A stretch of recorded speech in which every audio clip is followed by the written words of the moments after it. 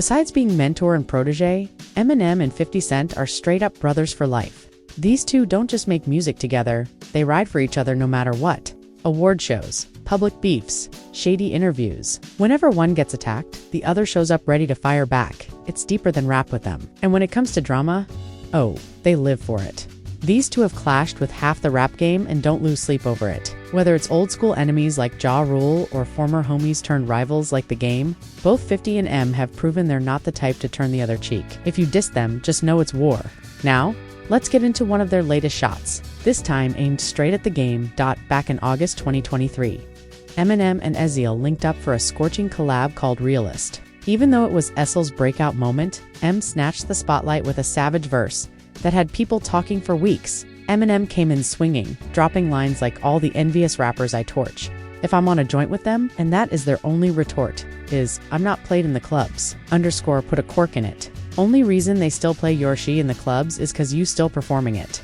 No sugarcoating. Eminem was taking direct shots at The Game for saying his music don't get play in the clubs. Game laid it all out in his 10-minute diss track, The Black Slim Shady. But this feud didn't start with Eminem. It started way back with 50 Cent and Gun It. Before all the drama, The Game was just a hungry rapper trying to make it. Then Dr. Dre saw his raw talent and knew he had something special. So what did Dre do? He threw The Game straight into Gun It, 50 Cent's powerhouse crew. The plan was simple: use 50's influence to boost The Game's career. On paper, it looked genius. But behind the scenes, not everyone was thrilled. Some folks thought it was a power move to launch The Game into the spotlight. Others claimed it was just Dre trying to cash in on 50's heat at the time. Either way, The Game suddenly found himself rolling with two giants, 50 Cent and Eminem. That cosign alone gave him instant credibility. And when his debut album, The Documentary, dropped, it was a wrap. Critics praised it. Fans went wild and the album shot up the charts. Tracks like How We Do and Hate It or Love It blew up fast, putting The Game on the map with his gritty bars and West Coast storytelling. The dude wasn't just a feature, he was the real deal. But success always brings pressure. And just as the documentary started climbing, the vibe between 50 and The Game shifted. Things really started falling apart. Read the shoot for Hate It or Love It. That's when the first real signs of tension hit the surface. Word got out that 50 Cent refused to sit next to The Game in the car scene. Sounds petty, right? But in the world of rap, little moves speak volumes. That one move had people whispering, was Gun already cracking from the inside? No one really knew why 50 acted like that, but the message was loud and clear. Something was off. And while the video itself came out polished and got tons of love, the energy behind the scenes was already messy. Then came the explosion. During a heated radio interview, 50 didn't hold back. He publicly announced that The Game was out of Gun It. Just like that. No heads up, no private convo. He aired it out for the world to hear. The Game wasn't about to let that slide. Not long after, he pulled up to the same radio station building, and that's when all hell broke loose. A scuffle broke out, and in the chaos, shots were fired. Yeah, it got that serious. The incident shook the whole industry. Suddenly, it wasn't just a war of words, it was real. Both camps tried to save face, brushing off the situation like it wasn't that deep. But the streets were watching, and the damage was done. By March 2005, the two tried to patch things up in public. Cameras were rolling, and both 50 and The Game stood there talking about putting the beef to rest. But that so-called peace treaty? Yeah, it didn't last long at all. Once The Game officially broke away from Gun It, the rest of the crew wasted no time throwing shade. They started questioning his street cred and loyalty, acting like he was never really down from the start. That hit a nerve, and The Game wasn't about to let that slide. He clapped back hard straight to the studio, no hesitation. What came out? The ruthless diss track, 300 bars and running. It wasn't just a disc. It was an all-out lyrical assault. He dropped names, threw jabs, and kept it going for 15 minutes straight. That track set off a chain reaction that turned into a full-blown war between him and 50 Cent.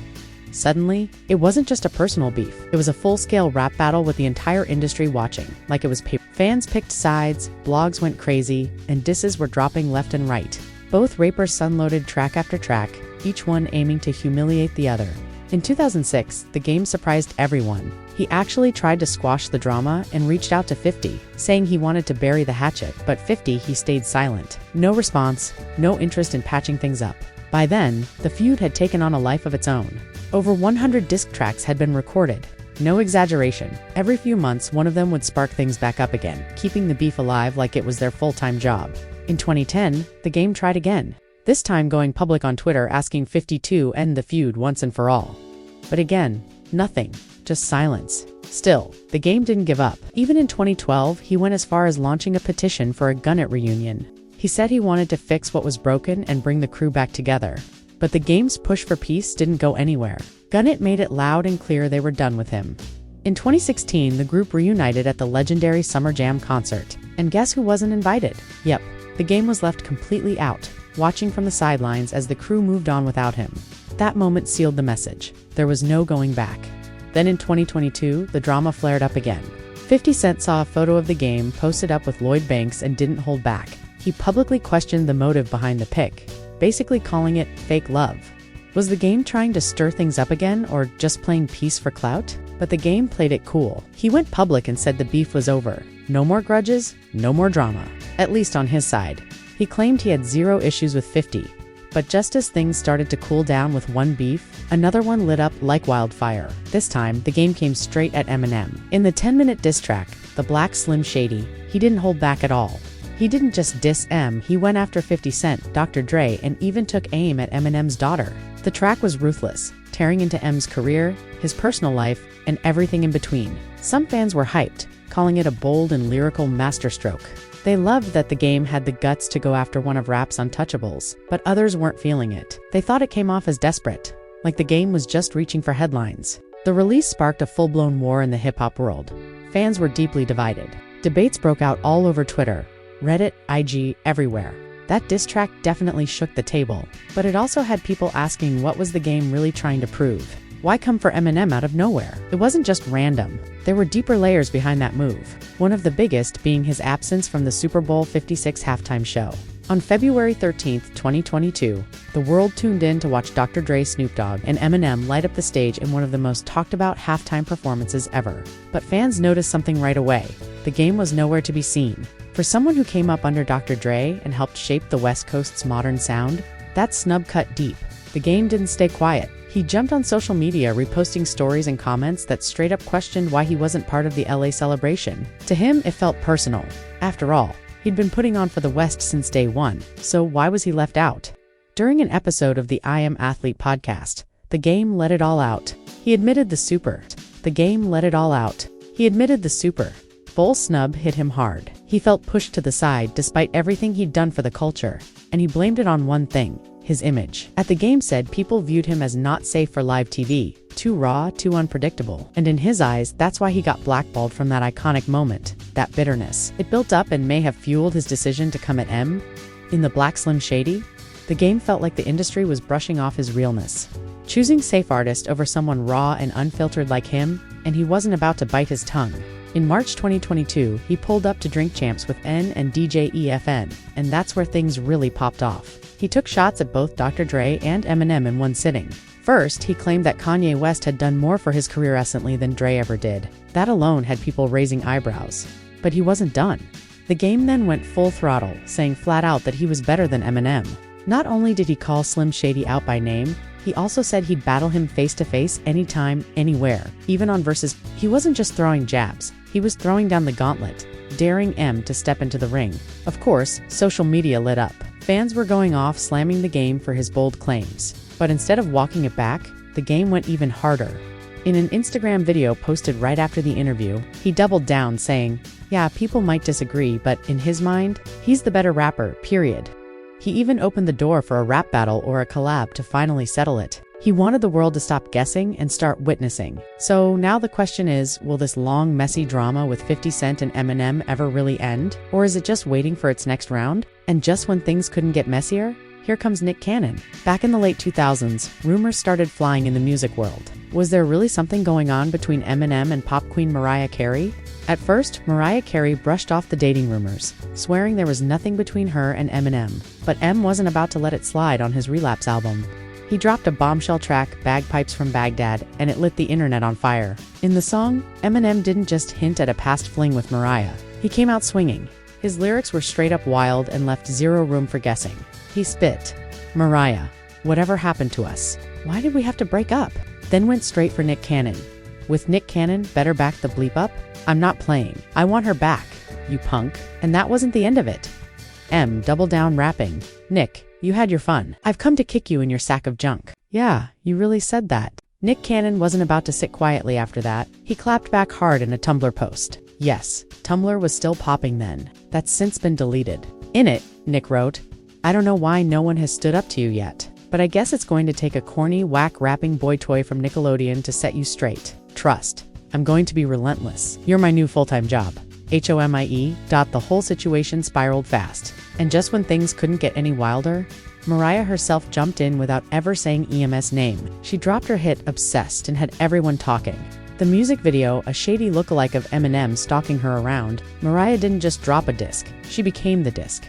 In the Obsessed music video, she dressed up as a stalker version of Eminem, hoodie and all, practically daring him to clap back. It was pure shade and it kept their feud sizzling. For a while after that, things cooled down, at least in public. But in September 2019, the beef got reheated when Nick Cannon showed up on T.I.'s podcast Expeditiously. That's where Nick brought up an old story from years back.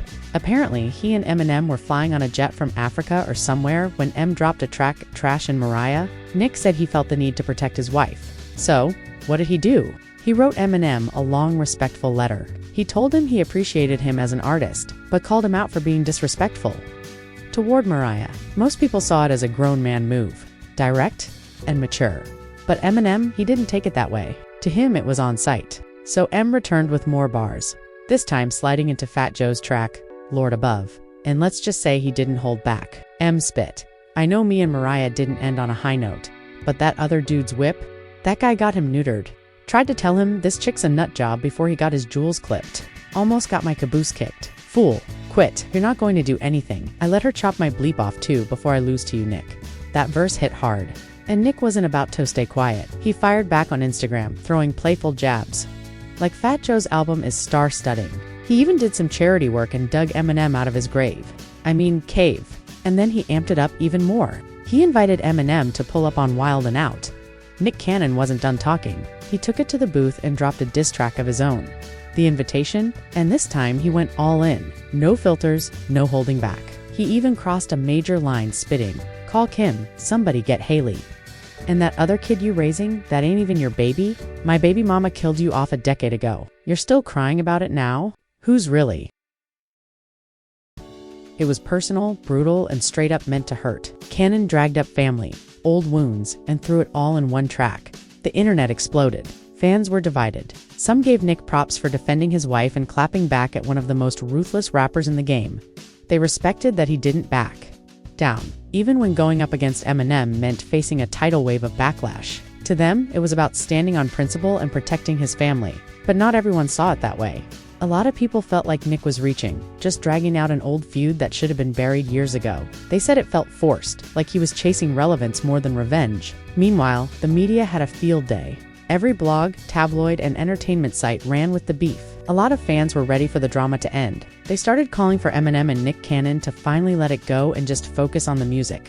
After years of back and forth, sneak disses, and headline-grabbing shots, people were hoping for peace, maybe even a mutual nod of respect. But by that point, the feud had taken on a life of its own. It wasn't just about a diss track anymore. It was a legacy battle. Both M and Nick kept throwing shade, either through lyrics or cryptic jabs on social media. Cannon even went as far as sampling some of M's old controversial material, trying to stir up heat and question M's past in the public eye. The war had bled outside the booth. It wasn't just about bars. It was about image, clout, and who could own the narrative. Each jab felt personal, and fans couldn't look away. But lately, things seem to have cooled off, at least in public. The firestorm of disses and interviews has faded. M, 50 Cent, and Nick have all turned their focus to other projects, keeping their energy on business and new ventures instead of beat. Still, not everyone's convinced it's over. Industry insiders and diehard fans keep speculating that the tension's just hiding beneath the surface. No diss tracks, no public shots, but that energy is still there. With a history full of brutal disses and personal jabs, it's hard to believe everything is truly squashed. Even with things quiet for now, fans stay on high alert, breaking down every lyric, every post, every side-eye in an interview, searching for hidden shots the curiosity isn't just about M and Nick anymore. People wonder if there's more going on behind the scenes. Is this long-standing beef really about old emotions and bruised egos? Or is it also about staying in the spotlight, keeping names trending, records streaming, and headlines buzzing? Only time will tell if this feud is truly dead or just hibernating. Back in 2005, Nick Cannon met Mariah Carey at the Teen Choice Awards. By 2008, they were married just around the same time Eminem dropped that first diss track. At that point, Nick and Mariah were still early into their relationship, which explains why Nick felt the need to jump in and defend her so fiercely. Even though Nick Cannon and Mariah Carey ended their marriage in 2016 after 8 years, Nick's loyalty never faded. He's continued to defend Maria Hanatime. Her name gets dragged into drama, and the two have stayed on good terms for the sake of their twins, Moroccan and Monroe. But Cannon didn't stop there. He also managed to pull 50 Cent into the chaos. On his podcast, Nick decided to crack jokes about 50's weight, claiming the rapper had packed on some serious pounds. He didn't hold back either, saying, "He's fat. That's straight funny. He looks like he got a pack of hot dogs in the back of his neck." The internet ran with it, and while 50 seemed unbothered at first, he made sure to clap back in classic 50 Cent fashion straight through. Instagram, he posted a slick message about trusting in God and how success doesn't come from luck. But the caption, that's where he aimed at Nick. 50 wrote, "If your marketing campaign is say something about 50, you're not going to make it.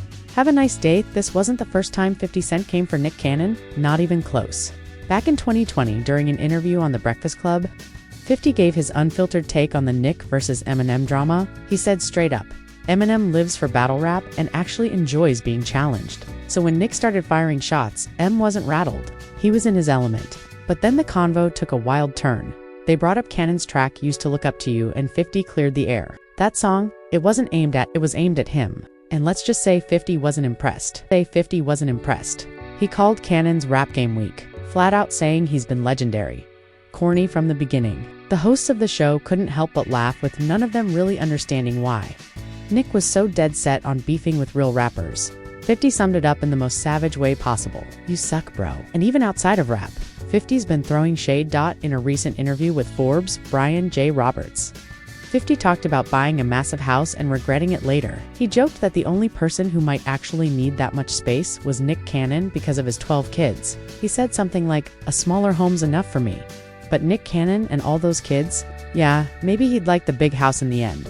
Will these artists ever put their egos aside and call a truce? Or is this war just waiting to spark up again at the slightest move? That's the big question. And honestly, only time will tell if this long-standing beef ever gets buried for good. Now, shifting gears, let's talk about another iconic rap feud, 50 Cent versus Ja Rule. This beef didn't just pop off. It exploded in the late 90s and flipped the whole industry upside down. It all kicked off in 1999 when Ja Rule was robbed at gunpoint during a video shoot. According to the story, one of 50 Cent's affiliates allegedly snatched Ja's chain during the incident. That move alone lit a fuse, but things didn't stop there. 50 later claimed that, after the robbery, he and the guy who took the chain ran into Ja Rule at a club, and instead of squashing anything, Ja apparently gave him a cold stare, like he was already picking sides. That moment supposedly sparked 50's fire. But Ja Rule told a different version. He denied ever seeing them together at the club and said the situation got twisted. Ja Rule eventually admitted that the robbery did happen, but according to him, that wasn't the real reason behind the beef. He claimed it all started because 50 Cent felt disrespected by Murder Inc., Ja's label. Apparently during the shoot for Ja's single Murder for Life, 50 felt he was being iced out, like they didn't want him around. That snub, it lit the first match. In response, 50 did what he does best. He hit the studio and dropped a disc. The track Life's on the Line was aimed straight at Ja Rule and the entire Murder Inc. It was raw, aggressive, and personal. The track appeared on what was supposed to be 50's debut album, Power of the Dollar. But here's the twist. That album never even dropped. Why? Because while 50 was trying to get his foot in the door, Ja Rule was already blowing up. His debut album, Veni Vedi dropped and sold millions. Ja had the industry unlocked, while 50 was still fighting to break through. Then things went from lyrical to physical. In 2000, both rappers were booked to perform at the same nightclub in Atlanta. What should have been a normal night turned into a heated face-off that got real fast. Verbal shots turned into a physical altercation. And that was just the beginning. Later that same year, it got dangerous. 50 and his Gun It crew were recording at the Hit Factory studios in New York when they ran into Murder Inc. Ja Rule had allegedly gotten word that 50 was there and pulled up. Things got violent during the chaos. Murder Inc. Rapper Black Child stabbed 50 Cent, taking the beef to a whole new level. In 2002, 50 Cent dropped the track that changed everything. Winks. The song, which many believed was a direct shot at Ja Rule, became 50's breakout hit, shooting up to number 13 on the Billboard charts. The success of Wankster didn't just put 50 on the map. It poured gasoline on his already fiery feud with Ja Rule. Now, he wasn't just throwing shots from the underground, he was doing it from the top of the charts. But with fame came drama. That same year, 50's street cred got put to the test when Irv Gotti, one of Murder Inc.'s top dogs, accused him of filing an order of protection against him and Ja. In the rap world, that kind of claim can stain your rep fast. Fans were shocked. Was 50 really calling the law on his enemies? 50 denied it immediately, brushing it off like it was just more propaganda from his rivals. And turns out he was right. The truth later came out. Yes, there was an order of protection, but it wasn't something 50 filed himself. It was automatically issued by police after the stabbing incident at the Hit Factory. So, the paperwork was real, but it wasn't on 50.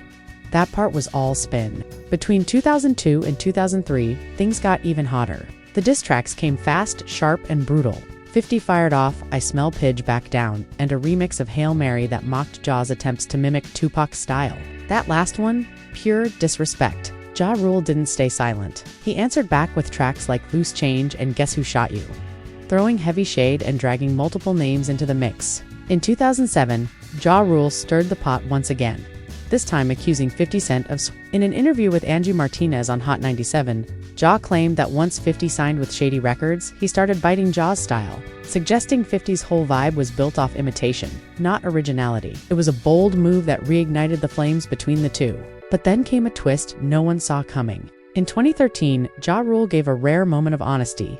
In an interview, he actually admitted that 50 Cent won their long-standing beat. For someone as proud and competitive as Ja, that statement shocked a lot of fans. Even crazier, that same year, the two ended up on the same flight. And not just that, they were sitting in the same row. Ja Rule even tweeted about it, joking about the random coincidence. For a minute, it looked like the beef had finally cooled off. Could peace really be possible? Not quite. Just a few months later, 50 Cent took the stage at Hot 97's Summer Jam and made it crystal clear. The smoke was still there. During his set, he performed I Smell P once again, clowning Ja Rule and taking more shots at Murder Inc. That little window of peace slammed shut. Then in 2014, things took a dark turn again. In his memoir, Unruly, The Highs and Lows of Becoming a Man, Jewel accused 50 Cent of being the one who snitched to the feds, allegedly tipping them off and sparking the federal investigation into Murder Inc. That's no small accusation. 50 denied it in 2015, brushing it off as fiction. Both 50 Cent and Ja Rule took to Twitter to weigh in on the Drake vs. Meek Mill beef. And shockingly, they agreed on something for once. They both said their own feud made that one look like child's play. And honestly, they weren't wrong. What they had was pure, unfiltered war that spanned decades. Then in 2017, Ja Rule caught major heat for his role in the now infamous Fyre Festival disaster. What was supposed to be a luxury music experience in paradise turned out to be a full-blown nightmare. People were stranded, hungry, and furious. And of course, 50 Cent pounced. He used the Fyre Festival mess as a fresh reason to clown Ja on social media. He posted jokes through shade and made sure the internet didn't forget who Ja Rule was or what he'd gotten caught up in. The feud was officially back on fire. By 2018, things hit another level on Twitter. Ja Rule reignited the war, firing shots at 50, and 50 responded with a barrage of savage memes. These weren't just petty jabs.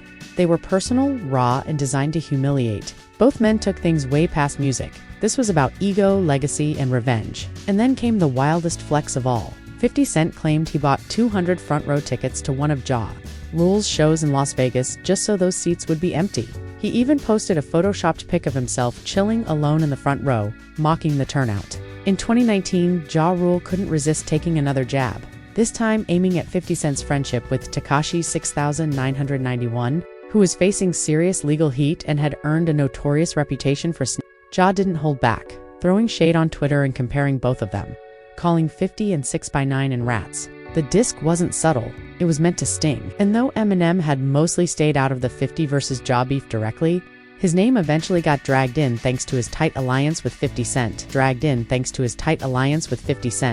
The tension with M really kicked off when Ja Rule released Loose Change. That track was straight up brutal. Ja crossed the line by attacking Eminem's entire family.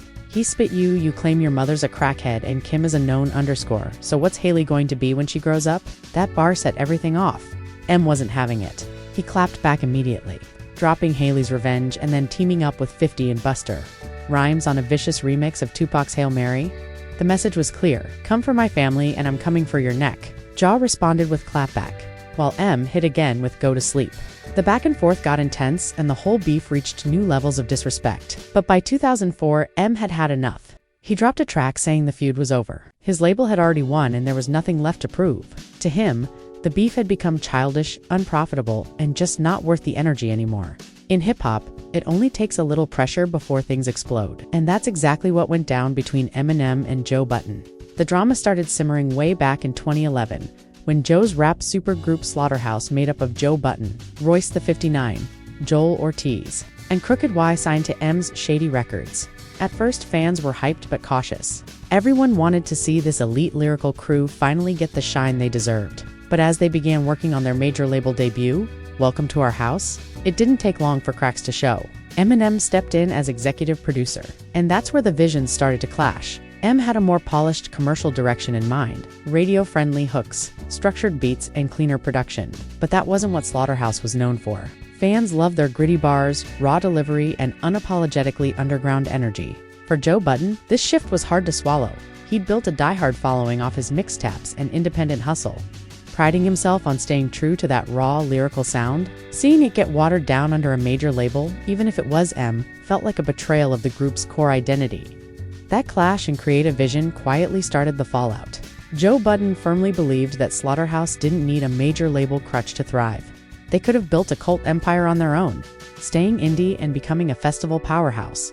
But Eminem had other plans. That creative clash, it wasn't just a disagreement, it became the core reason their working relationship crumbled. And Joe didn't keep his thoughts private on his podcast. He let it all out, raw, unfiltered, and unapologetic. He said flat out that Slaughterhouse would have done better without Eminem's involvement. In his eyes, the group had more talent, more potential, and didn't need to ride anyone's coattails, not even M.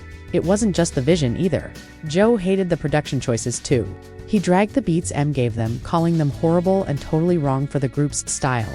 On top of that, Joe put blame on both Eminem and manager Paul Rosenberg, claiming they mismanaged Slaughterhouse by trying to stuff M's formula down their throats. What was supposed to be a dream collab turned into what Joe saw as a blueprint for failure. Things really boiled over with Eminem's 2018 surprise album, Kamikaze. M used that album as an open fire zone, taking shots at everyone, Joe Budden included. That track sent shockwaves, and suddenly the tension was public. While Machine Gun Kelly answered with Rap Devil and others like Die Antwoord and Lil Yachty clapped back too, Joe's response was different. He didn't drop a diss track. He went off on his podcast. And this wasn't just rap talk. Joe questioned Eminem's character, his business smarts, his cultural impact, and even his musical relevance. It was deep, personal, and cutting. KXNG, Crooked One-Quarter of Slaughterhouse, spilled even more tea about the tension between Joe Budden and Eminem during an Instagram Live. According to Crooked, Joe wasn't just mad about beats or creative direction, he was genuinely upset with how Eminem handled the group. Or didn't. That behind-scenes frustration added a whole new layer to the already messy fallout. Then came Revival. Eminem's 2017 album faced heavy criticism, and Joe was one of the loudest voices calling it trash. He didn't hold back on his podcast, and a lot of fans believed M fired back in his Chloroseptic remix, with lines that were clearly aimed at Joe and his reaction videos. That only made things worse. Soon after, Bizarre from D12 stepped in and defended him. Calling Joe out for biting the hand that once fed him, Joe clapped back with a physical threat, making it crystal clear this wasn't just a difference of opinion anymore. It was war. Then 50 Cent jumped into the mix like he always does.